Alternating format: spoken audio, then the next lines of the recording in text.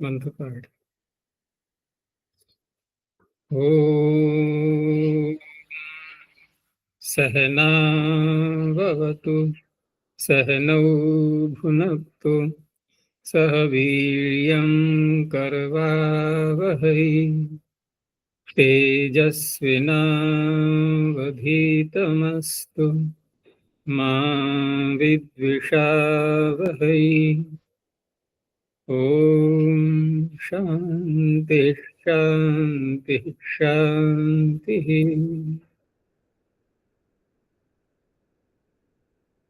प्रथमा वृत्ति की 475वीं कक्षा, 8वें अध्याय के दूसरे पाद में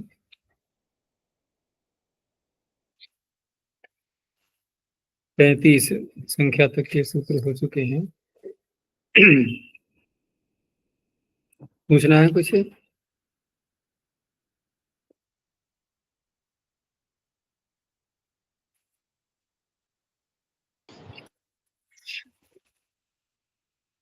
झल परे रहते और पदांत में, ठीक है, दो स्थलों पर ये सूत्र अपना कार्य कर रहे हैं। झलोझली से झली शब्द आ रहा है और स्कोह संयोगाद्योरन्ते च से अंत्य आ रहा है। पदस्य के साथ में जुड़ करके हो गया पदांते। आगे सूत्र है वृश्च भ्रस्ज सृज मृज यज राज भ्राज छशांशः। वृश्च भ्रस्ज सृज मृज यज राज भ्राज छशाम। षष्ठी बहुवचनांतम शह प्रथम एकवचनांतम। श में आकार उच्चारण के लिए है।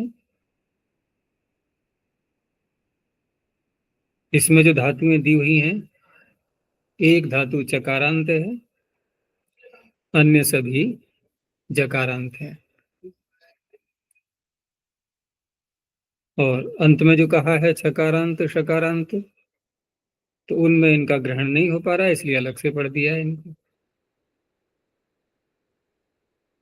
अब इसमें भी झल पर रहते और पदांत में जैसे कहा जाएगा, तो सबके उदाहरण सर्वत्र नहीं मिल पाएंगे। जैसे यदि हम राज और भ्राज इनको देखें, तो ये तो सेठ धातुएं हैं, इडागम होता है यहाँ पर, तो इनका झल पर रहते उदाहरण मिल पाएगा? इनका नहीं मिलेगा। पदांत में इनका मिल जाएगा। और दो धातुएं इसमें ऐसी भी हैं जो कि विकल्प करके इडागम होता है।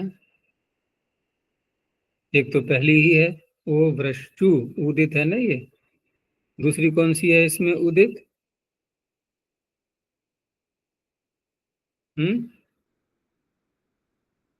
एक और भी है इसमें उदित, मृजूष, ठीक है ना, दो धातुएं। तो उदितो वा, तो जिस पक्ष में इडागम नहीं होगा उस पक्ष में झल वाला उदाहरण भी मिल जाएगा इनका। तो सूत्र का अर्थ बना कि ओ भ्रष्टु छेदने, भ्रस जो पाके, सृज विसर्गे, मृजूष शुद्धौ, यज देव पूजा संगतिकरण दानेषु, राजरी दीप्तौ, भ्राजरी दीप्तौ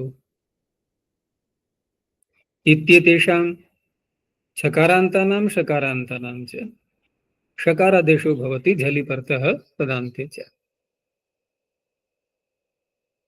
उदाहरण उसी प्रकार से हैं, त्रिच, तुमुन और तव्यत। और एक उदाहरण आएगा पदांत का, क्विप प्रत्यय करके। तो ओ वृष्टु, वृष्ट बचेगा इसका। अब यहाँ पर त्रिच प्रत्यय करने के बाद, त्रिच प्रत्यय करने के बाद वृश्च और त्रिच है आगे। तो अब क्या करेंगे यहाँ पर? इस सूत्र ने क्या कर दिया, मूर्धन्य षकार किया। तो किसको किया, चकार को। जब चकार को मूर्धन्य षकार करेंगे तो चकार के कारण से जो पीछे तालव्य षकार है धातु में, वो उसी के कारण से तो बना। दंत सकार था, पाणिनि दंत सकारी ही कहना चाह रहे थे, लेकिन वो चकार के कारण से वो षकार बन गया था। तो जब चकार ही परिवर्तित हो गया तो फिर वो षकार भी पूर्व अवस्था में सकार सकार के रूप में आ गया। तो स्थिति क्या है अब, व्र, फिर सकार और फिर मूर्धन्य षकार। अब यहाँ पर सकार और षकार का हो गया संयोग, ठीक है ना। तो संयोग हो गया, तो पीछे सूत्र हम पढ़ चुके थे, कल ही आया था ना, इसको हो संयोगाद्यो रंते च। संयोग के आदि में जो सकार होगा उसका भी झल पर रहते लोप हो जाएगा, तो वो तो सकार चला गया। अब रह गया केवल मूर्धन्य षकार, जो कि अभी इसी सूत्र से किया गया है। उसके आगे भ्रष्टनाष्टु आदि लगा करके सब जो बनाएंगे, अनंग सारे कार्य करके, भ्रष्टा तुमुन में भ्रष्टुम, तव्यत में भ्रष्टव्यम। आगे पदांत का दिया है मूल वृट, तो मूलम वृक्षति इति, मूल वृट मूल को काटने वाला। तो यहाँ पर ऐसे ही प्रत्यय करके और भ्रष्ट का संप्रसारण भी हो जाएगा कित होने के कारण से। बाकी सब वही कार्य हैं। अंतिम स्थिति में जब व्री और शकार मूर्धन्य है तो पद के अंत में होने से झलाम जशोंते, फिर वापस आने, ये सब लगाएंगे। तो मूल वृट ढकार भी कह सकते हैं। ऐसे ही भ्रस्ज धातु से भी, भ्रस्ज में सकार पहले से ही विद्यमान है, तो भ्रस्ज और त्रिच तुमुन तव्यत में यहाँ पर भी इसको हो संयोगाद्य रंते च से, सकार तो यहाँ भी हटेगा और जकार को तो शकार हो ही गया है। तो भ्रष्टा भ्रष्टुम भ्रष्टव्यम। पदांत में धान शब्द है, धानों को भूनने वाला, तो धाना भृट, यहां पर भी संप्रसारण करेंगे भ्रस्ज को। और यहाँ धाना भृट, धान शब्द को दीर्घ भी हो जाएगा, दीर्घ करने के लिए वही लगाएंगे, अन्य शामपि दृश्यते, कोई ऐसे अलग से सूत्र नहीं बनाया गया है। तो धाना भृट सृज धातु से यहाँ कोई संयोग तो है नहीं कि उसको संयोगाद्य रंते च लगाएंगे, लेकिन यहाँ पर श्री सृज धातु के लिए सृजि दृशोर झल्यम अकिति, ठीक है ना, उस सूत्र की आवश्यकता पड़ेगी यहाँ पर। तो उस सूत्र से क्या करेंगे, अम, तो सृज का बन जाएगा स्रज, यणादेश होकर के, क्योंकि अम तो मित है, श्री के आगे आएगा, श्री के री को यणादेश हो जाएगा। तो सृज बन चुका है। सृज का फिर जकार को मूर्धन्य करके सृष्टा सृष्टुम सृष्टव्यम। सृष्टि भी इसी धातु से बनता है, तिन प्रत्यय करेंगे तो सृष्टि बन जाएगा। तो वहां वो भी इसका उदाहरण बनेगा कि नहीं, इस सूत्र का उदाहरण सृष्टि शब्द, ये भी बन जाएगा झल पर रहते।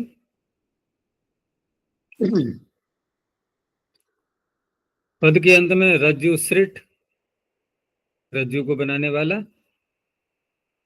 रज्जु सृजति इति रज्जु सृट।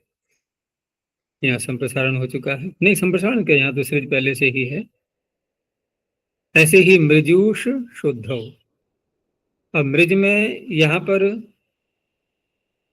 त्रिश तुमुन तव्यत में सर्वत्र, यहाँ गुण की प्राप्ति में मृजेर वृद्धि ही सूत्र, ठीक है ना, मृजेर वृद्धि ही सूत्र लगाएंगे। तो वृद्धि करके मृज का बन जाएगा मार्ज, जकार को मूर्धन्य करके मार्ष्टा, मार्ष्टुम, मार्ष्टव्यम।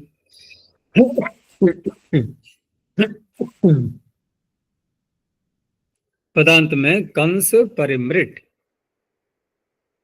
उपपद समास करके। तो कंस परिमृट, यहाँ पर मृज धातु में वृद्धि नहीं हो पाई मृज वृद्धि से। क्यों नहीं हो पाई? कि मृज वृद्धि सूत्र पर बताया था मैंने पीछे भी कि इसका जो आरंभ किया गया है, ये जहां गुण संभव हो पाता है, ठीक है ना, वृद्धि तो मृज को हो ही नहीं पाएगी कहीं पर भी, क्योंकि वृद्धि होती है अजंत को, अचवर्णिति। तो गुण की ही प्राप्ति थी, गुण की प्राप्ति में ही वृद्धि का विधान किया गया है। लेकिन जहां गुण रुक रहा है किंग से, वहां वृद्धि भी रुकेगी फिर, तो यहाँ वृद्धि नहीं हो पाएगी। तो कंस परिमृट।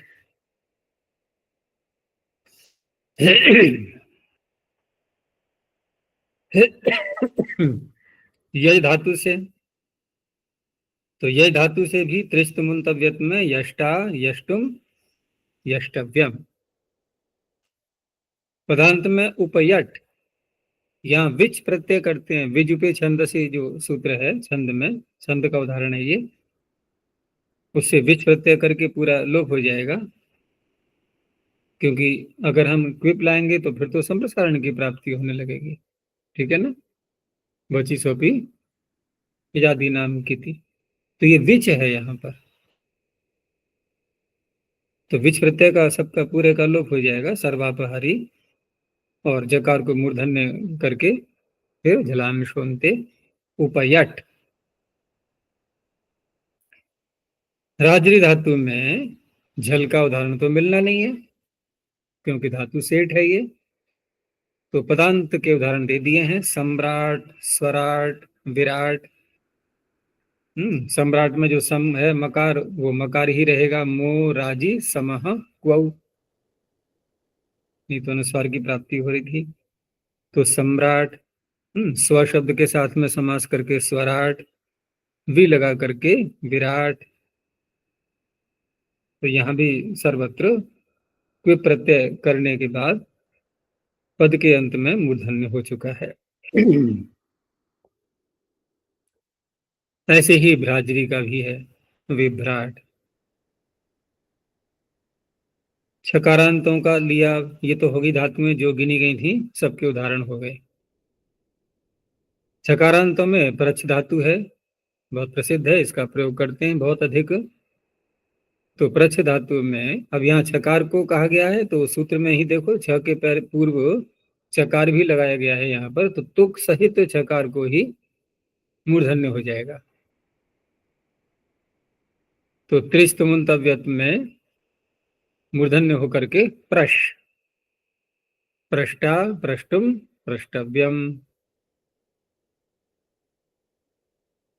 पीछे प्रश्न शब्द बनाया था, यज, याच, यत, विच, प्रच्छ, प्रक्षोनंग। वहां क्या किया था? वहां भी लगाएंगे इसको।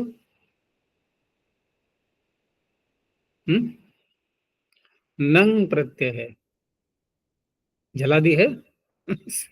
नंग कहाँ है जला दी? जल में लगेगा ना ये। तो वहां किससे किया था? तालव्य शकार, छोह, छू, अनुनासिक, वहां उस तरह से बना था वो। आचार्य ये प्रच के तुक सहित छकार के स्थान पर मूर्धन्य शकार करेंगे, या केवल छकार को अलंत्य विधि से करके निमित्तापाय नैमित्तिकस्य प्यापयः, तो तुक हट ही जाएगा। देखो यहाँ दो कार्य हुए हैं, एक तो तुक आगम, फिर दूसरा तुक को चकार हुआ है। तो कहाँ तक हटेंगे पीछे? फिर दो बार हटना पड़ेगा ना, इसलिए सीधा ही जब सूत्र में भी देखो भ्राज शशाम शह। अब कोई ये भी कह सकता है कि यहाँ जो चकार है ये तुक आगम तो एक इसलिए किया गया है क्योंकि ज के ह्रस्व के आगे छकार आ गया है, इसलिए ये भी तो कह सकते हैं यहाँ पर। लेकिन ये भी तो कह सकते हैं कि तुक सहित छकार पढ़ा है पाणिनि ने, तो वो ज्यादा सरल लगा, उसको मान लिया। अब वहां पर हमें वो नहीं प्रयास करना पड़ेगा कि निमित्ता पाए नैमित्तिक कस्याप्य पाया, आवश्यकता ही नहीं है उसकी। तुक सहित शकार को ही शकार हो जाता है। तो पृष्ठा पृष्ठम पृष्ठव्यम, और पद के अंत में शब्द प्राठ, शब्दम पृच्छति इति शब्द प्राठ। अब यहां पर प्रच्छ से बना रहे हैं तो शब्द प्रट बनना चाहिए ना। यहाँ दीर्घ भी हमें दिखाई दे रहा है। अब हमें उनादि कोश की शरण में जाना होगा। तो प्रसिद्ध सूत्र वहां कल भी बताया था मैंने, क्विब वचि प्रछि श्री श्रु द्रु प्रु द्वाम दीर्घ असम प्रसारणम च, दो कार्य है। क्योंकि संप्रसारण भी तो प्राप्त हो रहा है, उसको भी रोकना है और साथ में दीर्घ भी करना है। तो प्रच्छ का बन चुका है प्राच्छ, वहां पर मूर्धन्य हो गया है तुक सहित छकार को। तो शब्द प्राट, शब्द को पूछने वाला। एक ही उदाहरण दे दिया है इन्होंने यहाँ पर छकारांत का। आगे शकारांत के हैं दो उदाहरण। लिश धातु ले ली है और विष धातु, लिश अल्पी भावे, उसी से बनता है लेश शब्द। तो त्रिस्तमुन्तव्यत में लेष्टा लेष्टुम लेष्टव्यम, तालव्य शकार को मूर्धन्य शकार हो गया। ऐसी ही विष धातु से, हाँ, इसका पद के अंत में लिट, लिश धातु का ही लिट, लेढ़ी तिलिट, चाटने वाला, बस कोई प्रत्यय करना है केवल, गुण होगा नहीं कित होने से। और मूर्धन्य होकर के झलाम जशोंते लगाएंगे, लिट। कैसे रूप से लेंगे? चाटने वाला क्यों? हैं? चाटने वाला क्यों अल्पी भावे है? समझ में नहीं आया क्या? लेढ़ी तिलिट कैसे आ जाए? लिशा मिथ्या, अच्छा अल्पी भावे, हाँ ठीक है। वो लिश धातु, मुझे लेह का ध्यान हो, उसका भी यही बनता है। लेह धातु का है ना, लेह आस्वादन है। बनेगा उसका भी ऐसे ही, क्योंकि वहां होढ़ा लगाएंगे और होढ़ा लगाएंगे जलसान सुनते वहां भी डकार हो जाएगा। यहाँ शकार को डकार है, वहां ढकार को डकार है, उधर ध्यान पहुंच गया। तो इस तरह से यहाँ पर लिश अल्पी भावी है, तो शकार को मूर्धन्य होकर के और फिर झलाम जशोंते। ऐसे ही विष धातु से वेष्टा वेष्टुम वेष्टव्यम, और यहां भी क्विप प्रत्यय करके बिट, प्रवेश करने वाला।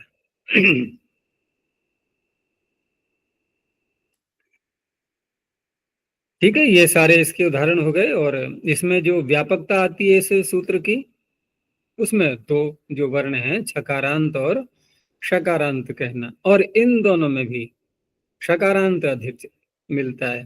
ठीक है ना, शकारांत इतने नहीं मिलेंगे, इसलिए ये सूत्र बहुत व्यापक भी है। और अन्य भी जो धातुएं पड़ी हैं इनमें भी बहुत प्रयोग होता है। सृज धातु है, मृज है, यज है, राज, ये भाज सब जो है अधिक प्रयोग में आने वाली धातुएं हैं। तो प्रसिद्ध सूत्र है ये भी। अब आगे देखो, एकाचो बशो भष झषन्तस्य स्धोः, एकाचः षष्ठे क्वचनान्तं, भषः षष्ठे क्वचनान्तं, भष प्रथमैक वचनान्तं, झषन्तस्य षष्ठे क्वचनान्तं, स्धोः सप्तमी द्विवचनान्तं।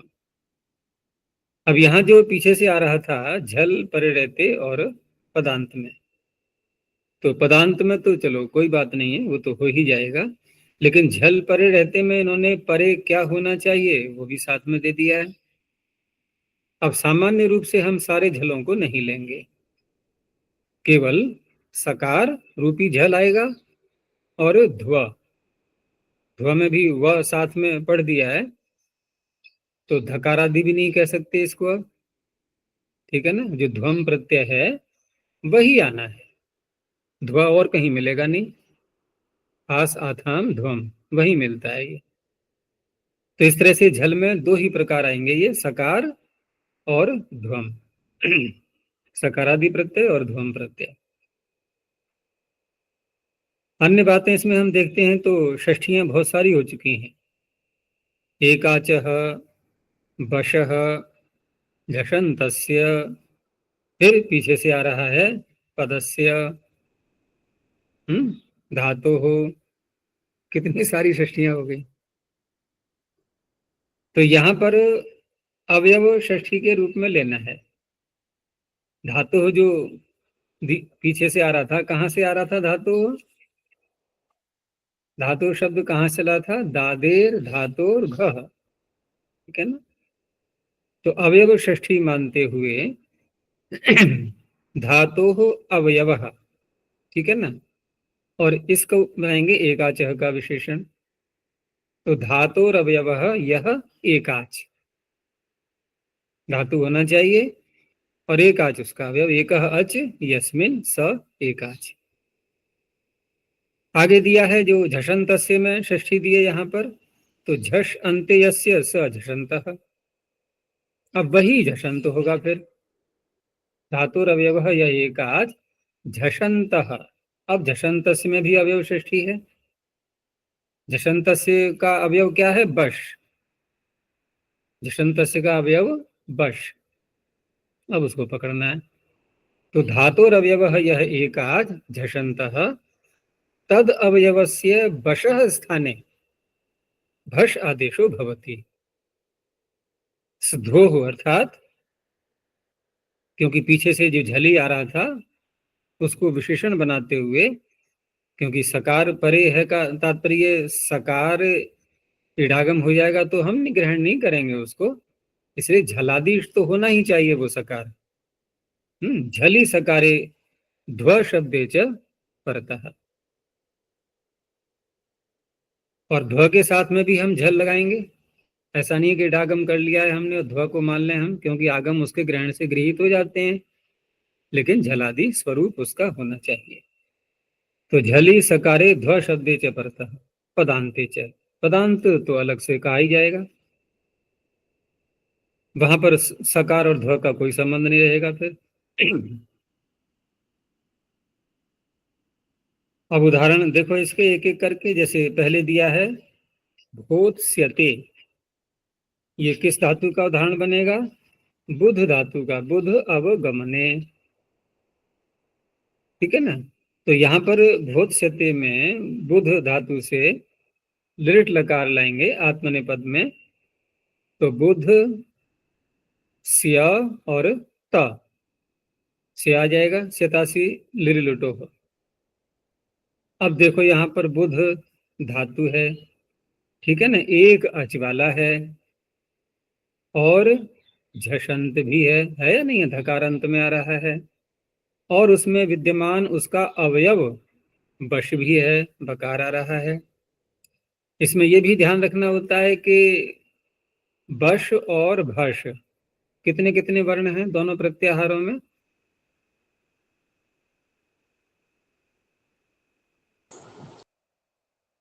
चार वर्ण। 4 वर्ण हैं, ठीक है ना, दोनों में। लेकिन 4 वर्णों में भी चारों के स्थान में चारों नहीं मिलते। चारों के स्थान में 4 नहीं मिलेंगे, 3 के स्थान में ही 3 मिल पाते हैं, ठीक है ना। 4 कौन कौन से हैं बश में? जबकड़दश के सूत्र में से ज को हटा दो, ब ग ड द, तो ड वाला नहीं मिलता, ठीक है ना। उधर फिर ढ भी नहीं हो पाएगा। तो 3 के स्थान पर 3 रह गए तो यथासंख्य तो बन नहीं पाया। यथासंख्य में तो सभी का क्रम आना चाहिए ना, तभी तो हम कहेंगे कि यथासंख्यम अनुदेशः समानाम।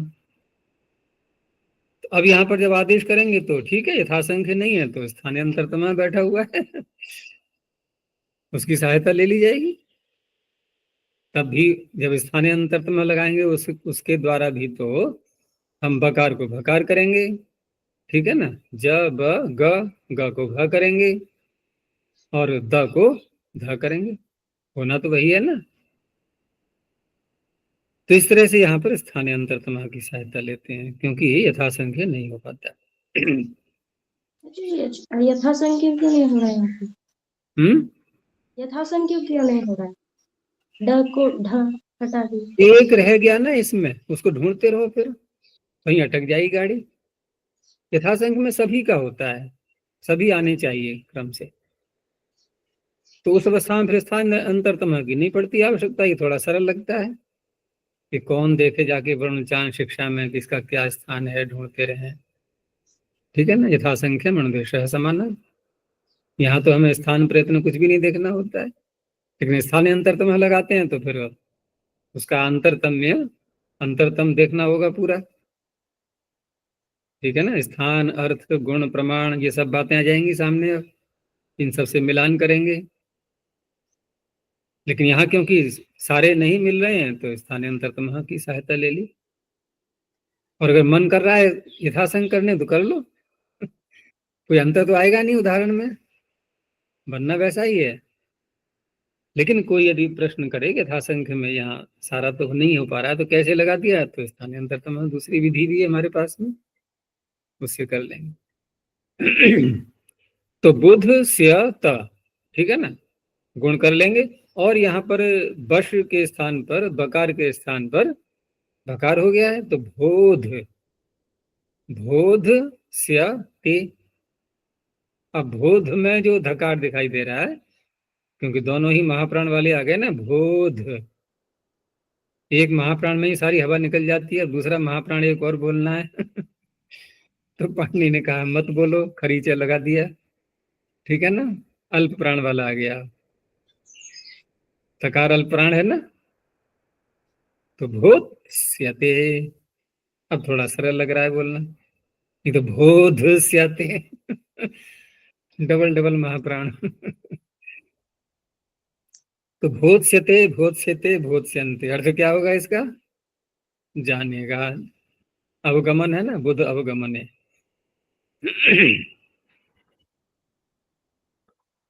दूसरा दिया है, और अब अभुध्वम,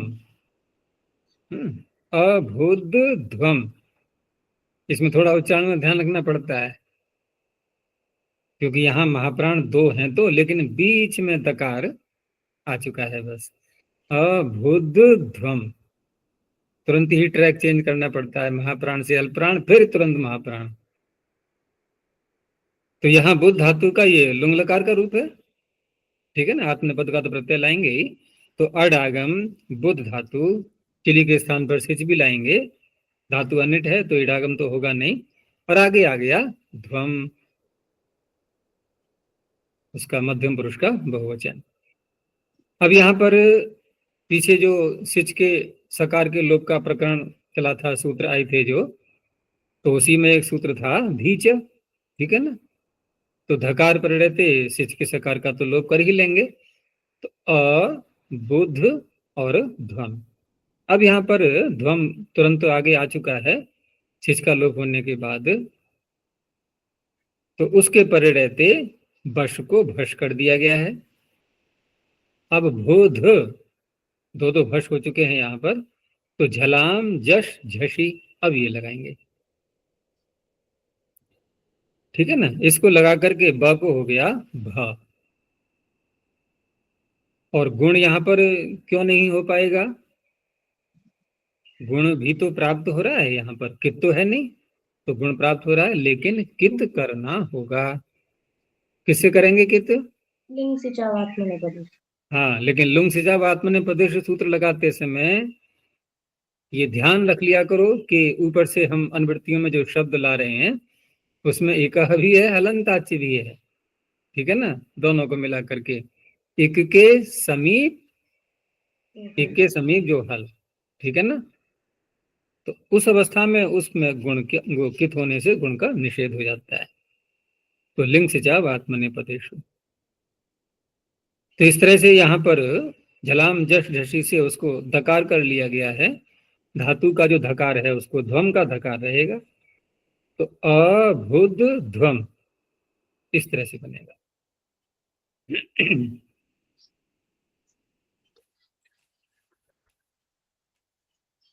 आगे है अर्थभूत, ये पदांत का उदाहरण हो जाएगा, अर्थ को जानने वाला।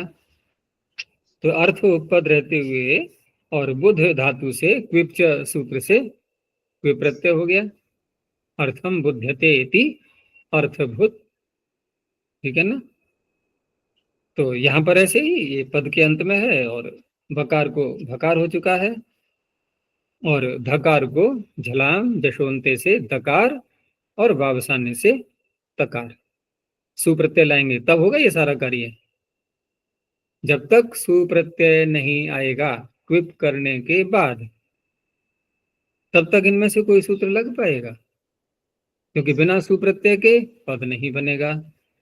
बिना पद बने यहाँ आ ही नहीं सकते हम। तो सु का लिंगादि लोप हो जाएगा और इस तरह से बन जाएगा अर्थभूत। ये बुध का हो गया। आगे दिया है फिर गुह धातु का, क्योंकि सब ऐसी ही पकड़नी है जो एकाच हैं हसंत हैं। तो गुह धातु में उदाहरण दिया है निघोक्ष्यते, नि तो उपसर्ग है, इसको बाद में जोड़ लेना। तो गुह, गुह धातु से यहाँ भी लिट लकार का रूप हुआ ये, और लिट लकार में स्य ते, गुह स्य ते, यहाँ तो गुण कर ही लेंगे, गोह बन जाएगा। अब यहाँ पर पहला कार्य क्या करना है हमें, क्योंकि हकार आ रहा है तो हकार के स्थान पर झल पर रहते ढकार करेंगे पहले होढ़ सूत्र से। तो होढ़ से ढकार करने के बाद अब इसको लगाएंगे, क्योंकि उससे पहले ये भषंत था ही नहीं, वो झषंत था ही नहीं, या था। जब तक हकार को ढकार नहीं करेंगे तब तक झषंत नहीं है। तो ढकार करके बन गया झषंत ये। अब गकार को घकार, भश को भश हो जाएगा तो निघोढ़। ठीक है ना। अब आगे सकार आ रहा है स्यते, तो षडहो कहसी से ककार हो जाएगा। ककार होते ही फिर सकार को भी मूर्धन्य हो जाएगा आगे स्या के सकार को। तो क और श निघोक्ष्यते।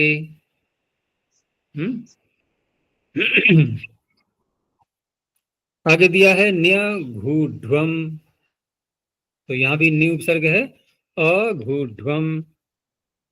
अघूढ्वम ये ध्वम का रूप हो गया है। लकार कौन सा आएगा, लुंग। तो लुंग लकार में अडागम अ गुह चिली आएगा और आगे है ध्वम। अब चिली के स्थान पर सिच की प्राप्ति हो रही है, लेकिन धातु कैसी है ये, शलंत भी है, इगुपद भी है और अनिट भी है। ये सारी बातें इसमें विद्यमान हैं, इसलिए अब चंग तो होगा, उसको सिच तो करेंगे नहीं। तो शल इगुपधा दनिटः सह, स आदेश हो जाएगा। तो स होकर के अ गुह स ध्वम।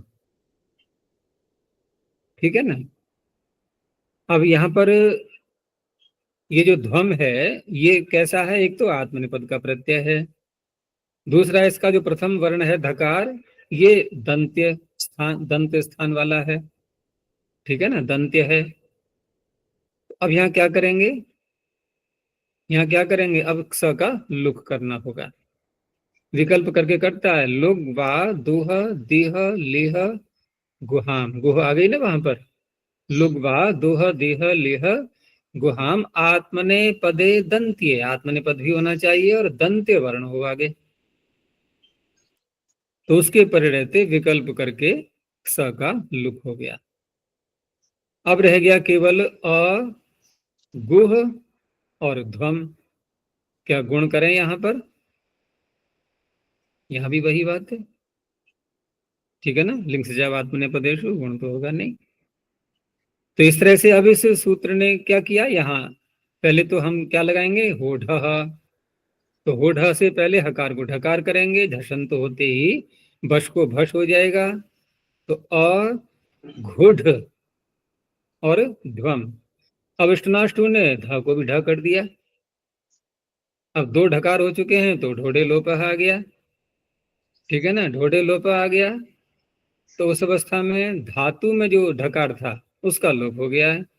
लोप होते ही फिर ढलो पे पूर्व से दीर्घ होना, उसको भी अवसर मिल गया दीर्घ करने के लिए। तो अघूढ्वम ये बन गया, नि उपसर्ग है न्यघूढ्वम।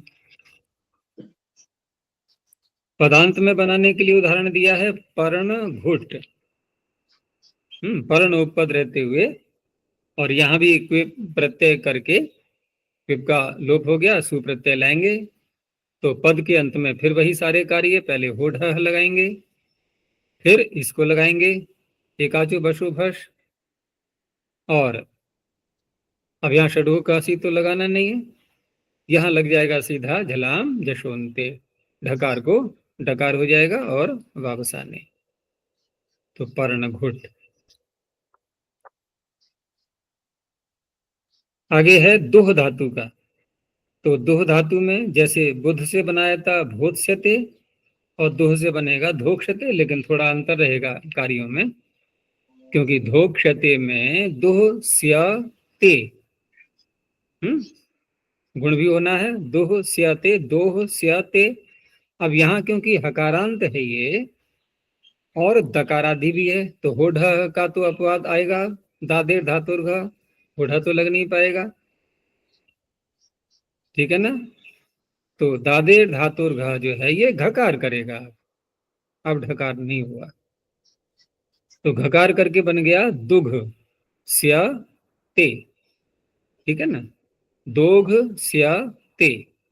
अब झषंत होने से बश को भश हो गया है, तो दकार को धकार करके धोघ स्या, धोघ स्या ते। अब घकार को क्या करेंगे,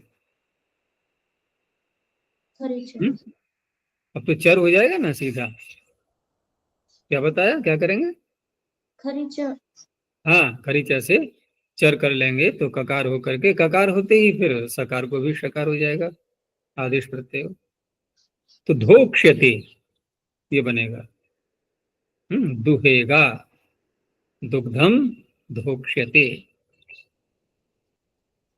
आगे अधुग्ध्वम, ये लुंग लकार का हो गया है, तो यहां पर भी अ, दुह, चिली और ध्वम, ये भी तो ऐसी ही है कि शलंत है, इगुपद है, अनिट है, तो यहाँ भी क्स आएगा, और क्स आएगा तो यहाँ पर भी वही स्थिति आएगी कि लुग वा दुह दिह लिह, उसमें दुह भी तो पड़ी हुई है, तो क्स का लुक हो जाएगा, तो अ दुह और ध्वम गुण होगा नहीं, लिंगस्यावात्मने पदेशु। अब यहाँ पर दुह में हकार को वही उसी प्रकार से दादेर धातुर घ लगेगा, झषंत होने से फिर बश को भश हो जाएगा, और धुघ और ध्वम, उसके बाद फिर झलाम जश झशी, उसको जश हो जाएगा, अधुग ध्वम, इस तरह से। पद के अंत में बनाने के लिए गोधुक, तो गाम दोग्धी इति गोधुक, पीछे भी इसकी सिद्धि आ चुकी है, तो यहाँ पर भी ऐसे ही कोई प्रत्यय करेंगे और अंत में फिर सुप्रत्यय ला करके और पहले लगाएंगे दादेर धातुर घ, उसके बाद ही फिर इसको लगाएंगे एकाचु भशु भस को, तो गो धु घ, फिर पदांत में झलाम जशवंते वावसाने गोधुक। आगे दिया है एक अजरघा, तो अजरघा जो बनाया है इन्होंने, ये बना है गृधु अभिकांक्षायाम धातु से, अजरघा, और ये मध्यम पुरुष का एक वचन होगा, लेकिन यंग प्रत्यय करने के बाद बनाएंगे इसको, यंगंत का लुंग लकार में और मध्यम पुरुष का एक वचन, तो अर्थ क्या होगा, त्वम अजरघा, तूने बार बार लालच किया, ठीक है ना, अभिकांक्षा।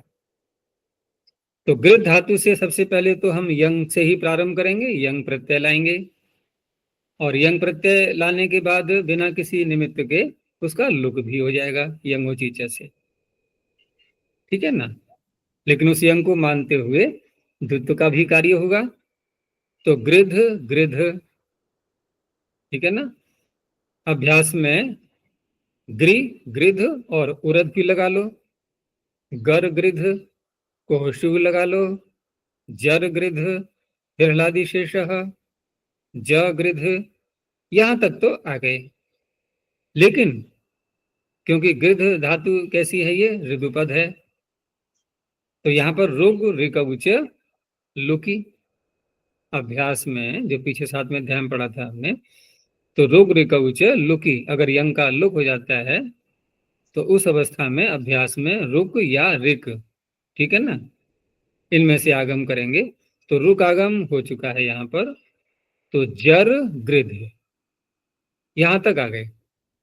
अब धातु बना लो, उसको धातु संज्ञा करके सनाद्यंता धातु से। अब कोई सा भी लकार लाएंगे, ये लुंग का नहीं लंग का ही बनेगा, हाँ लंग का बनेगा। तो लंग लकार ला करके यहाँ पर जरगृध यानी कि इस धातु से लंग लकार आया, ठीक है ना। अडागम भी करेंगे तो अ जरगृध और लंग। अब यहाँ पर विकरण कौन सा लाएंगे हम, बताओ। लंग लकार आया है तो चार लकारों में तो विकरण आता ही है ना। तो हम ये मान के चलते हैं कि जिस गण की धातु होती है उसी का विकरण का सूत्र ला करके विकरण करते हैं। तो ये कौन से गण की धातु है, ये तो यंगंत है ना। ख्याति बताएगी कौन से गण की है। कर्तरि शब्द इत्येव प्रवर्तिष्यते। हाँ, प्रश्न यह है कौन से गण की है। पहले गण का तो निश्चय हो जाए तब कर्तरी शब्द लगाएंगे। भुआदि गण, क्रियादि, भुआदि भुआदि, भुआदि में कहाँ है ये आकृति गण। देखो देखो, कर्तरी शब्द हम दो स्थितियों में लगाते हैं, क्योंकि कर्तरी शब्द में कोई पाणिनि ने गण का नाम तो लिया नहीं, जैसे अन्य विकरणों में लिया है, कर्तरी शब्द में तो लिया ही नहीं। तो हम या तो ये कहें कि जो किसी गण की नहीं है वहां शब्द आ जाएगा, एक तो ये उत्तर होता है। दूसरा यह है कि अन्य गण वाले सूत्रों के द्वारा जहां जहां विकरण का विधान कर दिया गया है उसके अतिरिक्त जितने भी गण और बचे वहां कर्तरी शब्द आ जाएगा, ठीक है ना। दो बातें थी, ये हो गई।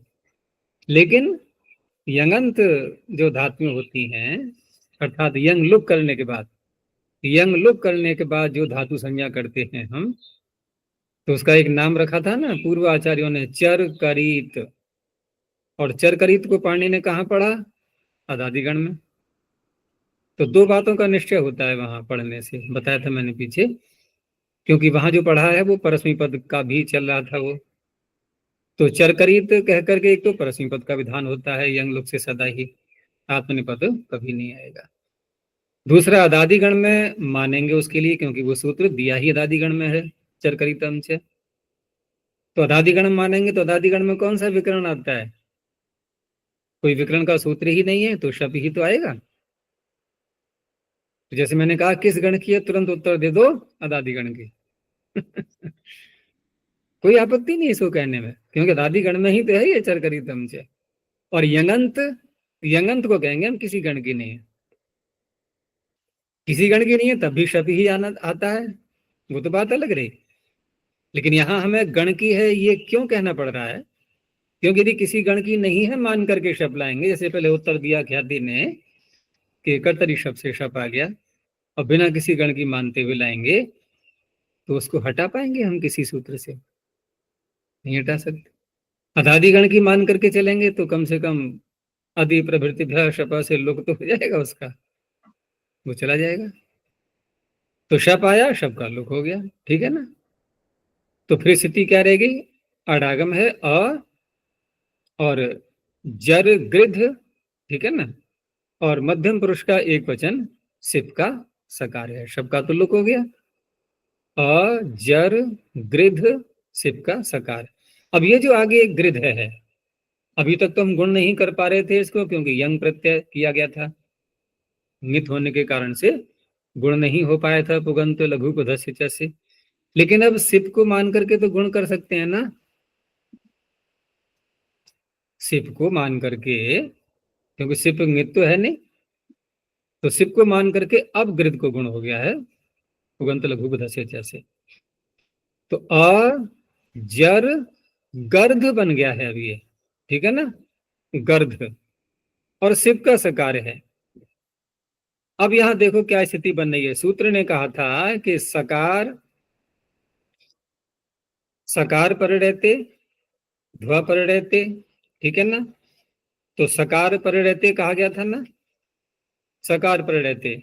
अब उसी स्थिति में इसको लगाना है हमें कि सकार परे है और धातु कैसी है, अजर गर्ध, अंत में धकार आ रहा है ना, गर्ध, झषंत हो गई। झषंत होने से अब इसमें जो बश विद्यमान है गकार, उसको उसको भश हो जाएगा। क्यों हो जाएगा? क्योंकि आगे क्या परे है, सकार परे है कि ध्वा, सकार परे है। इसीलिए सिप का उदाहरण दिया है, मध्यम पुरुष का एक वचन, अन्य कोई नहीं दिया, सिप का नहीं दिया, सिप का दिया है। तो अजर घर हो गया, अब घर का, घर का बन गया घर, अजर घर ध, धकार तो है ही विद्यमान अभी, ठीक है ना। अब ये जो सिप का सकार है, क्या इसको हल्ंगादि से हटा सकते हैं या नहीं? हटा सकते हैं। हल्ंगादि से लोप हो गया इसका। अब प्रत्यय तो चला गया, उधर शप आया था वो भी चला गया, यंग आया था वो भी चला, कुछ भी नहीं बचा यहाँ प्रत्ययों में। दिखाई दे रहा है? कितने कितने प्रत्यय लाए थे, पहले यंग लाए थे वो चला गया, फिर लुंग लकार में सिप लेकर के आए वो भी चला गया, शप लेकर के आए वो भी चला गया, कुछ भी नहीं बचा यहाँ, बस केवल धातु ही मात्र रह गई। ये द्वित्व करने के बाद की स्थिति है। तो अजर घर ध, अब यहाँ पर जो अंत में धकार दिखाई दे रहा है, ये पद के अंत में आ गया या नहीं? तो पद के अंत में आने से झलाम जशोंते से इसको जश हो जाएगा। तो धकार को कर लिया दकार। अब दकार करते ही यहाँ पर एक अन्य स्थिति बन गई, क्योंकि दकार को रू करने का भी तो सूत्र विद्यमान है, एक दश्च, दश्च सूत्र अभी आएगा आगे इसी बाद में। दश्च पद के अंत में दकार को रू भी हो जाता है, तो इस तरह से रू होकर के रू का रेफ बचेगा। तो अजर घर और एक रेफ और है आगे, अब ठीक है ना। जो दकार को रेफ किया था वो भी रेफ है और एक घर में ही है स्वयं। तो अजर घर और एक रेफ और हो गया। अब दो रेफ हो गए यहाँ पर, तो रोरी सूत्र से एक रेफ को हटा दो। कौन सा हटेगा? धातु में विद्यमान, वैसे दोनों धातुओं के ही हैं ये, तो पहला वाला जो रेफ है वो हट चुका है, जो दकार को रेफ किया था हमने वो बचा हुआ है। तो अजर घर, अब क्योंकि रेफ का लोप किया है तो ढलो पे पूर्व से दीर्घ होना तांता लग गया है सूत्रों का यहाँ तो तो ढलो पे पूर्व से दीर्घ होना से अब दीर्घ भी करेंगे। तो अजर घार, ठीक है ना। अब रेफ को कर लो विसर्जनीय, अजर घा, ये निखर करके आया रूप अंत में जाकर के। उसने लालच क्या कर लिया, यहाँ समस्या आ गई बनाते बनाते। तो अजर घा, ठीक है ना, ये वेद में आता है, वेद का रूप है ये, उसीलिए उदाहरण दिया है इसका। एक अंत में और दे दिया है झषंत का, क्योंकि झषंत का प्रकरण चल रहा है। तो गर्धप, अब गर्धप जो बनाया गया ये गर्धभ शब्द से है। क्या अर्थ होता है गर्धभ का? अश्व नहीं, गधा जिसको बोलते हैं ना, वही है ये, इसी का हिंदी में बिगड़ गया है गधा। गर्धप, ठीक है ना, मूल शब्द है वैसे गर्धभ, भकारांत है ये, भकार है गर्धभ, भकारांत नहीं बल्कि अकारांत ही कहा जाएगा, यानी कि भ वर्ण है इसके अंत में। तो गर्दभ इस शब्द से प्रातिपदिक से, क्योंकि यहां पर जो बनाएंगे हम ये नाम धातु बनेगी,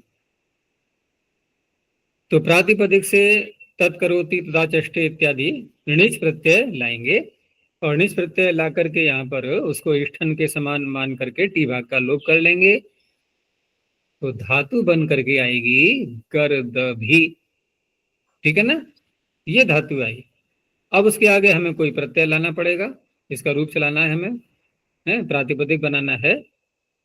तो अब क्विप प्रत्यय कर लिया गया गर्दभी से, ठीक है ना। गर्दभी धातु से क्विप प्रत्यय कर लिया, क्विप का पूरे का लोप हो गया, लाभ ये हो गया कि अब इसके हम रूप चला सकते हैं, पद बन जाएगा ना अब ये सुबाद व्युत्पत्ति करके। तो गर्धभ से फिर सुप्रत्यय ला करके उसका हलन्यादि लोप हो गया है, और पद के अंत में ये झषंत भकार अंत में आ रहा है, ठीक है ना, क्योंकि णिच का तो लोप कर लेंगे ना, णेर नीति से णिच का तो लोप हो जाएगा, तो भकार अंत में आ चुका है, झषंत हो गया है ये। तो झषंत होने से यहाँ पर अब जिसका जो जश है दकार, उसको हो गया धकार, तो गर्धभ, ठीक है ना। और अंत में जो भकार आ रहा है इसको झलाम जशोन्ते, पहले बकार होगा, वावसाने से पकार हो जाएगा, और जो रेफ के आगे धकार आ रहा है तो अचो रहाभ्याम द्वे, इसको विकल्प से द्वित भी कर सकते हैं, ठीक है ना। रेफ और हकार से उत्तर यर को द्वित हो जाता है, ठीक है ना, अचो रहाभ्याम द्वे। तो धकार को जब द्वित हो जाएगा, दो धकार बन जाएंगे, तो पहला वाला जो धकार है उसको झलाम जश झशी से धकार हो जाता है। तो इस तरह से बन गया गर्धप। यह है प्रथमा का एक वचन। अर्थ क्या हुआ इसका? क्या अर्थ हुआ? गर्दभ के समान। समान क्यों करेंगे? णिच प्रत्यय लाए ना, तत्करोति तद आचष्टे, गर्धभ को पुकारने वाला, बोलने वाला, ठीक है ना, उसको बुलाने वाला, उसके विषय में कोई चर्चा करने वाला, कुछ भी कह लो, उसके लिए कहा जाएगा। तो इस तरह से अनेक उदाहरण दिए हैं इसमें, बस बहुत सरलता है, हमें यही समझना है कि सकार परे मिल जाए या ध्व परे हो, अथवा पद के अंत में विद्यमान हो, तो उस अवस्था में झषंत धातु में बश को भश करना हो, उसको बश को भश करना होता है। सूत्र बहुत लगता है ये भी, क्योंकि अनेकों शब्दों में ऐसी स्थिति बन जाती है कि इस सूत्र की तुरंत आवश्यकता पड़ जाएगी। अब इसी से मिलता जुलता एक सूत्र आगे और दिया है एक धातु के लिए, कि दधस तथोश्च। अब च कह करके यहाँ पर ध्वोह की अनुवृत्ति भी ले ली गई है। अब इसमें जो है शब्द, जैसे दधः षष्ठी एक वचनांतम, तथोह सप्तमी द्विवचनांतम, च अव्यपदम। ये दधः जो दध पड़ा हुआ है इसमें, ये कोई धातु तो वैसी है नहीं, तो यहाँ पर दध धातु धा धातु का ही द्वित्व करके, ठीक है ना, धा धातु को जहां जहां द्वित्व होता है, तो कहाँ द्वित्व होता है? जहां शब्द को शुरू करते हैं, अर्थात चार लकारों में। चार लकारों में जब रूप चलाते हैं तो धा का द्वित्व करके और अभ्यास में ह्रस्व करके, ठीक है ना, और जश करके द ध ये स्थिति होती है कि नहीं? यानी कि दधा, दधा बन जाएगा नहीं? द्वित्व करने के बाद क्या स्थिति बनेगी धा की? आगे का प्रत्यय छोड़ दो सब, केवल इसी की क्या स्थिति बनेगी? दधा। अब दधा का षष्ठी में रूप बनाएंगे तो क्या बनेगा? दधः। जैसे त्वा का क्या बनता है? त्वः। दधा का बन गया दधः। तो अनुकरण है ये, क्योंकि प्रश्न ये उठेगा द्वित्व आपने कर कैसे लिया, कोई प्रत्यय तो लाए नहीं हो आप, तो अनुकरण बोलेंगे इसको, कि द्वित्व करके पाणिनि कहना चाह रहे हैं। उनका कहना यह है कि जहां द्वित्व हो जाता है वहां ये सूत्र लगेगा। तो दध इत्येतस्य झषन्तस्य, झषंत भी कब बनेगी ये? जब आकार का लोप हो जाएगा, क्योंकि धातु तो दधा है ना, तो आकार का लोप करके ही सूत्र में पड़ा हुआ है, वो दधा का दधा नहीं है, अपितु दध का दधा है। तो कुल मिलाकर के ये निर्णय हुआ कि द्वित्व भी हो जाना चाहिए और आकार का लोप भी हो जाना चाहिए, क्योंकि बिना आकार का लोप किए झषंत बन नहीं पाएगी ये। तो दध इत्येतस्य झषन्तस्य बशः स्थाने भष आदेशो भवति। अब किन किन के परिणति करना है, तो देखो दो वर्ण तो इसी में आ गए, त और थ आ गए ना, और पीछे से भी ले लो, सकार आ गया पीछे से और ध्व आ गया, तो तकार थकारयोः परतः है, झली सकारे अर्थात झलादि सकार परे होना चाहिए, ध्व शब्दे च परतः। ध्व को शब्द बोल दिया है क्योंकि कई वर्ण आ गए ना उसमें, इसलिए शब्द कह दिया है। तो अब देखो यहां पर उदाहरण कैसे बनेगा इसका, तकार थकार सकार और ध्व, तो चार तो उदाहरण हमें देखने ही पड़ेंगे, ठीक है ना। तो देखो पहले तकार का उदाहरण लिया, तकार पर रहते, तो रूप चलाते हैं जब इसके हम लट लकार में परस्मैपदी पद में, तो दधाती, और द्विवचन में धत्तः। यही बनता है, ठीक है ना, वहां ये सूत्र लगेगा। तो धत्तः बनाते समय द्वित्व करने के बाद की स्थिति में हम कहां तक पहुंच गए, दधा, ठीक है ना, शब्द का तो शुरू हो चुका था, दधा आगे है सीधा तस प्रत्यय, दधा और तस, अब ये तस प्रत्यय ङित है, ठीक है ना। तो पीछे जो हमने साथ में छठे अध्याय में जो सूत्र पढ़े थे, आकार का लोप करने वाले, आकार का लोप भी करने वाला सूत्र था और आकार को ईकार करने वाला भी देखा था हमने, और वहां पर फिर ये निर्णय किया गया था कि जहां आजादी आजादी कितने प्रत्यय आएगा वहां तो हम आकार का लोप कर देते हैं, स्नाभ्यस्तयोर आता है, और जहां पर हलादी हो जाता है, ठीक है ना, वहां ई हल्लेगो से ईकार कर देते हैं। तो ये हलादी है कि आजादी है, तस यहाँ पर हलादी। हलादी है, तो हमें ईकार करना चाहिए कि आकार का लोप करना चाहिए, ईकार। ईकार। ईकार करना चाहिए। तो ये तो गड़बड़ हो रही है ना, उदाहरण दे रहे हैं हम, धत्तः क्या बनना चाहिए, दधीतः, ठीक है ना, तो सुधार करवाया जाए। अघोः।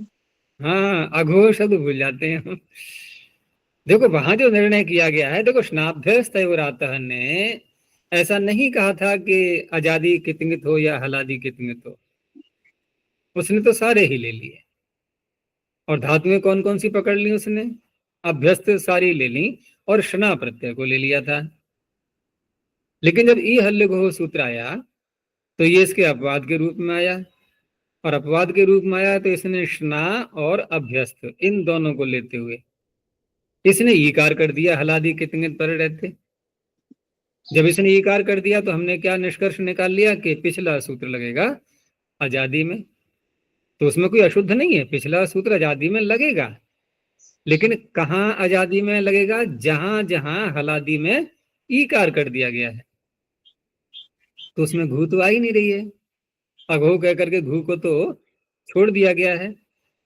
तो घू संज्ञक में चाहे हलादी आगे हो चाहे आजादी हो, वहां तो आकार का लोप करना ही है। तो इस तरह से आकार का लोप हो चुका है, स्नाभ्यस्तयोरातः।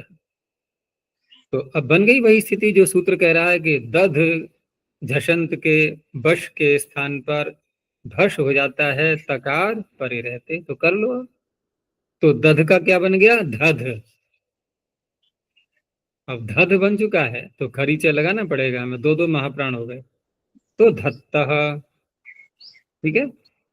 अब तस न ला करके थस ले आओ, तो सूत्र में जो कहा है कि तकार और थकार पर रहते, तो थकार का उदाहरण भी आ गया, कोई और कार्य नया नहीं है, सब वही कार्य हैं।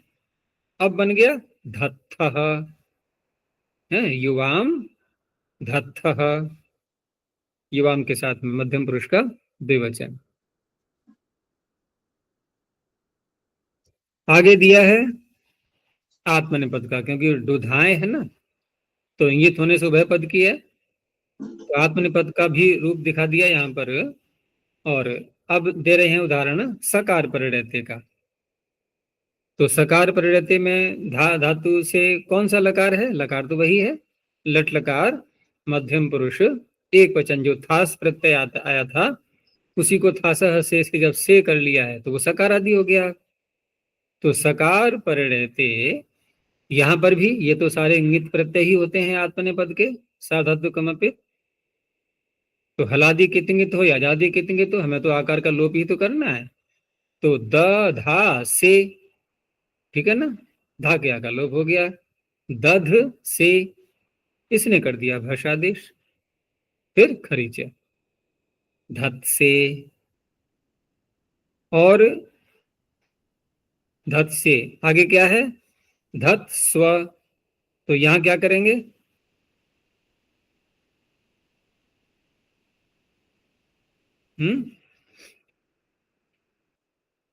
यहां क्या हो गया अब लोट लगना। ये लोट का है, ठीक है ना, वो लटका था। तो लोट में तो एकार को वकार करना होगा ना, सकार से आगे आ रहा है तो वह होता है, और बकार से आगे आ रहा है तो अम हो जाता है। सवाभ्याम वामौ, तो धत स्व, ये भी सकार का ही उदाहरण, दो बने सकार के, एक तकार का एक थकार का, दो सकार के, और एक अंत में ले लिया ध्वम का। तो ध्वम में भी दधा और ध्वम, दधा तक तो पहुंच जाएंगे हम सरलता से, दधा और ध्वम। अब ये भी ध्वम भी इंगित है, तो आकार का लोप तो यहां भी करना है। आकार का लोप करने के बाद ही लगा पाएंगे हम इस सूत्र को, दधस तथोष्ठ को। तो यहां भी बश को भश हो गया है। और अब ये जो दो धकार हो गए हैं, धातु में भी धकार है आगे भी धकार है, तो झलाम जश झशी, पूर्व धकार को धकार हो गया, धद ध्वम। इसको शीघ्रता से बोलो, कैसे बोलोगे, सारे वर्ण नहीं आ पाए, सारे वर्ण बोलने में नहीं आ पाएंगे कम एकदम। धध्वम, तो धध्वम बोलने में क्या होता है कि जो धकार है वो छिप जाता है, धद, धध्वम, धध्वम। महाप्राण क्या अगला ही महाप्राणी निकल रहा है, फिर धध्वम। तो धद ध्वम, धीरे बोलेंगे तो सारे आ जाएंगे। चलो ये भी हो गया। आगे बहुत प्रसिद्ध सूत्र आ रहा है, झलाम शोनते। बोलते बोलते बोलते जिह्वा भी थक गई होगी इस सूत्र को अब तक, प्रथमावृत्ति पढ़ते पढ़ते। तो झलाम षष्ठी बहुवचनांतम, जशः प्रथमा बहुवचनांतम, अंते सप्तम एकवचनांतम। ये मैंने कल बताया था कि झली और पदांते, यानी कि झली और अंते दोनों आ रहे थे। तो दोनों आ रहे थे, हमें एक का लेना था, तो इसलिए अलग से अंते को बोलना पड़ा है झली को हटाने के लिए।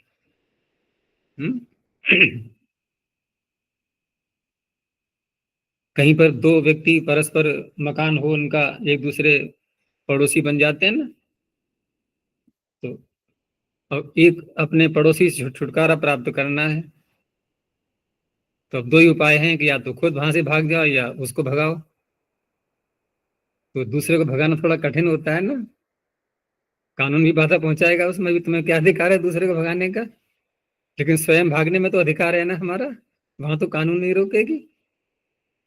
तो एक ने अपना घर किसी और स्थान पर बना लिया, ठीक है ना, नया घर हो गया, छुटकारा नहीं पड़ोसी से। तो यहां भी अंते ने नया घर बना लिया अपना, तो झली रूपी जो पड़ोसी है उसे छुटकारा मिल गया। तो पदस्य अंते, पदस्य तो आ ही रहा है, जैसे पीछे हमने अंते के साथ में पदस्य जोड़ा था, यहां भी जोड़ेंगे। तो पदस्य अंते वर्तमानानाम झलाम जश आदेशा भवन्ति। संक्षेप में कहना है तो पदांते वर्तमानानाम झलाम स्थाने जश आदेशा भवन्ति। तो ये सर्वत्र पद के अंत में ही लगता है। और आगे जो खरीच आएगा, तो खरीच क्योंकि वहां पर वो चर करता है, तो उसको ध्यान में रखते हुए, ठीक है ना, जहां खर यानी खर को छोड़ देंगे। अब पद के अंत में तो वैसे ये लग ही रहा है ये, लेकिन कहीं ऐसी स्थिति आती है कि पद भी है, पद के अंत में भी है, और आगे खर भी आ रहा है, दूसरे वर्ण का ही तो आएगा, क्योंकि जब पद के अंत में तो यही लग गया, तो कोई दूसरा ही पद होगा, समास आदि करते हैं जहां पर, तो उस अवस्था में फिर ये नहीं लग पाएगा, वहां खरीच इसका अपवाद बन जाता है। तो वाक और अत्र, तो वाक तो हम बना ही लेंगे, प्रथमा का एक वचन वाक वाचो वाचः। तो वहां पर जो मूल शब्द बना था उसको पकड़ना है हमें, मूल शब्द क्या था, क्योंकि समास करते हैं तो मूल शब्द को लाते हैं। प्रथमा के एक वचन में तो वाक और वाग दो बन जाते हैं, लेकिन अत्र के साथ में जब जोड़ेंगे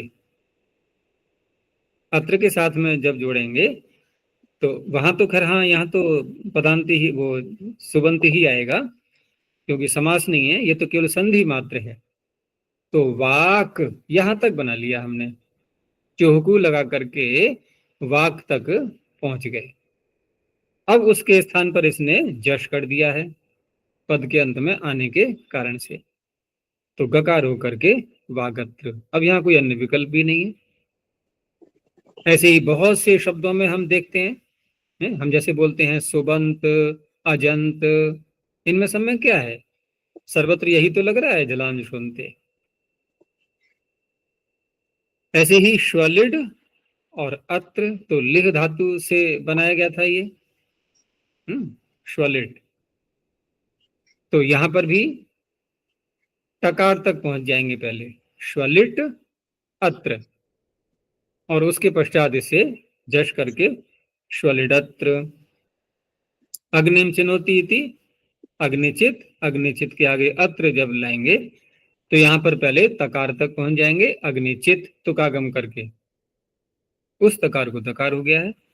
ऐसे ही त्रिष्टुभ शब्द है ये, छंद का जो नाम होता है, तो त्रिष्टुभ अत्र।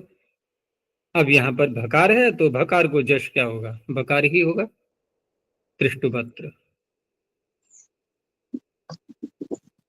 आगे झषस तथोर्धोधः, झषः पंचम एकवचनान्तम, तथोः षष्ठी द्विवचनान्तम, धः प्रथम एकवचनान्तम, अधः पंचम एकवचनान्तम।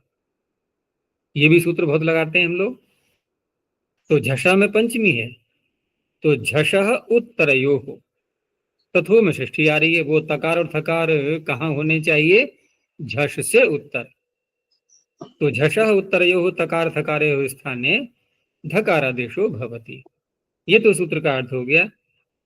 लेकिन जब धा धातु का हम प्रयोग करेंगे और उसकी भी ऐसी स्थिति बन जाए कि झषंत बन रही हो और झष से उत्तर आगे तकार थकार आ रहे हों, तो वहां ये सूत्र धकार उसको नहीं करेगा। इसलिए अंत में कह दिया है अधः दुधाएं धातुम वर्जयित्वा, दुधाएं को छोड़ करके, वहां पर यह सूत्र नहीं लगेगा।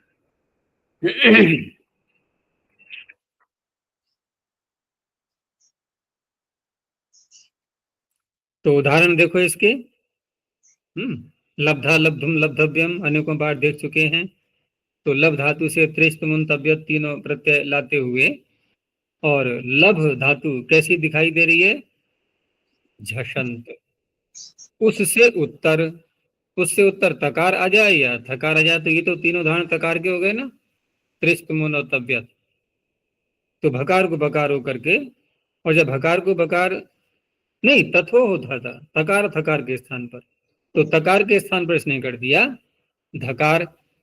तो धकार करके लब्धा। अब ये धकार जब इधर हो चुका है तो लभ का जो भकार है उसको क्या करेंगे? अब जश, झलाम जश झशी, वहां ये लगेगा।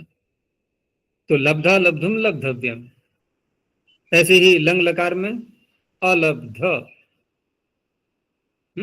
तो अलब्ध में यहां पर यहां भी ऐसे ही है, जो ये त दिखाई दे रहा है हमें, ये त आताम झ वाला ये लुंग का बनेगा, लंग का नहीं। लुंग में तो बनता है अलभत, अलभेताम अलभंत, तो ये बनेगा लुंग का उदाहरण, ठीक है ना। तो क्या करेंगे यहां पर लुंग में? देखो चिली भी आएगा, सिच भी आएगा, तो अ लभ सिच का सकार और आगे त। अब यहां पर सिच के सकार को हटा सकते हैं किसी सूत्र से? झलो झल, हाँ, झल से उत्तर और आगे भी झल पड़े है तो सकार चला गया। अब सकार के जाते सकार आगे आ चुका है, अब तकार आगे आ गया तो उसको उसने धकार कर दिया। उसके बाद झलाम जश झशी, तो अलब्ध। ऐसे ही थास प्रत्यय लाएंगे तो ये थकार का उदाहरण बन गया। अभी तक थकार का पीछे नहीं आया था, लब्धा लब्धुम लब्धव्यम, ये भी सब तकार के थे। अलब्ध भी तकार का हो गया, और थकार का एक उदाहरण हो गया अलब्धा। खास प्रत्यय ला करके लुंग लकार में। एक और धातु ले लिए, दोह धातु, तो दोग्धा दोग्धम दोग्धव्यम, ठीक है ना। यहाँ सर्वत्र वही लगेगा, दादेर धातुर्घ। अब दातेर धातुर्घ लगाते ही ये झषंत बन जाती है, तो झष से उत्तर तकार को धकार करके दोग्धुम दोग्धा दोग्धुम दोग्धव्यम। और लुंग लकार में यहाँ पर उसी प्रकार से करेंगे तो वहां बन जाएगा अदुग्ध, और थास का बन जाएगा अदुग्धा, ठीक है। ऐसी ही ले धातु से यहाँ होढ़ा लग जाएगा, होढ़ा लगते ही झषंत बन जाएगी ये। झषंत से उत्तर फिर तकार को धकार करते हुए वहां अष्टनाष्टु भी लगेगा। अब दो दो ढकार तो रह नहीं पाएंगे, पीछे ऐसी बात नहीं थी, वहां तो दो दो वर्ण हमने बोल भी लिए, लेकिन यहाँ पर दो दो ढकार नहीं रह सकते, एक का लोप करना होगा हमें। तो लेढ़ा लेढ़ुम लेढ़व्यम, ठीक है। और लुंग लकार में जब हम होढ़ लगाने के बाद और इस सूत्र से तकार को धकार भी कर लिया, तो अब धकार कर लिया है तो अष्टनाष्टु लगेगा वहां पर, वहां भी दो ढकार हो गए। अब दो ढकार होते ही पूर्व का लोप हो जाएगा और दीर्घ भी करना होगा फिर। तो अलीढ़, खास प्रत्यय में अलीढ़ा। ऐसे ही बुद्ध धातु से यहाँ हमें कोई अन्य सूत्र नहीं लगाना है, धातु पहले से ही झषंत है, ठीक है। तो बोधा बोधुम बोधव्यम, तकार को धकार करने के बाद झलाम जश झसी, बस यही लगाना है। और लुंग लकार में अ बुध और ता, तो ता को ध करने के बाद झलाम जश झसी, अबुद्ध, खास प्रत्यय में अबुद्धा। चलो एक सूत्र और ले लेते हैं, षडोह कह सी। षडोह षष्ठी द्विवचनांतम, कह प्रथमे कुचनांतम, सी सप्तमे कुचनांतम। अब ये सूत्र एक तरह से स्वतंत्र है, इसमें पीछे से किसी भी शब्द का संबंध नहीं है, न तो इसको पदस्य से कोई मतलब है, न ही अन्य किसी पद की यहाँ पर पीछे से अनुवृत्ति आ रही है, ठीक है ना। तो पूरे का पूरा अर्थ ये, क्या कहेंगे इसको, सर्वतंत्र स्वतंत्र, अपने में परिपूर्ण है ये, इसको किसी की आवश्यकता नहीं है, ये पूर्ण काम है, आप्त काम है। तो शकार ढकारे स्थाने ककारादेशो भवति सकारे परतः, सारी बातें स्वयं में ही कह दी गई हैं, और जहां जहां भी ऐसी स्थिति आएगी वहां ये सूत्र लग जाएगा। तो इस तरह से धातुएं, पिश धातु को ले लिया है, और जब लिट लकार में या लिंग लकार में अथवा सन्नंत, जहां जहां भी सकार आगे आ जाएगा, क्योंकि सर्वत्र तभी लगेगा ये जहां सकार मिलेगा, तो उस अवस्था में पिश धातु का गुण करके लिट लकार में पेक्ष्यति। इसने क्या किया है, इसने धातु में जो विद्यमान मूर्धन्य शकार है उसको ककार कर दिया है, उसके बाद फिर आदेश प्रत्यय लग जाएगा, और लिंग में अपेक्षित। ऐसे ही सन प्रत्यय करेंगे तो पिश पिश स पिपिश स इत्यादि करके षडोकासी से ककार हो जाएगा, तो पिपिक्षति गुण हो नहीं पाएगा, हलंताच, ठीक है ना, सन को कित हो जाएगा। दूसरा ढकार का उदाहरण भी लेह धातु का, तो लिट लकार में लेक्षति, नहीं ढकार को ककार हो चुका है, पहले ढकार तो बनाएंगे ना होढ़ा से, उसको ककार करेगा ये, तो लेक्षति अलेक्षित, और सन प्रत्यय में भी होढ़ा लगाने के बाद लगाएंगे इसको, तो लिलिक्षति, यहां भी हलंताच से कित होने से गुण नहीं होगा। ये यहां तक पूरा हुआ। आगे अब निष्ठा का प्रकरण चलेगा, निष्ठा के विकार का। विकार क्या करेंगे, यहाँ पर बिगाड़ेंगे उसको, विकार से बिगड़ जाती है ना चीज, बिगाड़ना वही है कि निष्ठा के तकार को नकार आदि और भी आदेश होंगे, वो सब इसी प्रकरण में आ जाएंगे, और ये प्रकरण चलेगा फिर आगे 61 सूत्र तक। ठीक है, यहीं तक रखते हैं। प्रणव ध्वनि।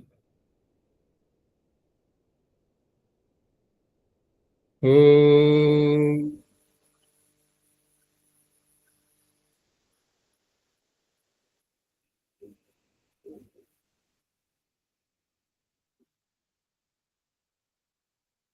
ओम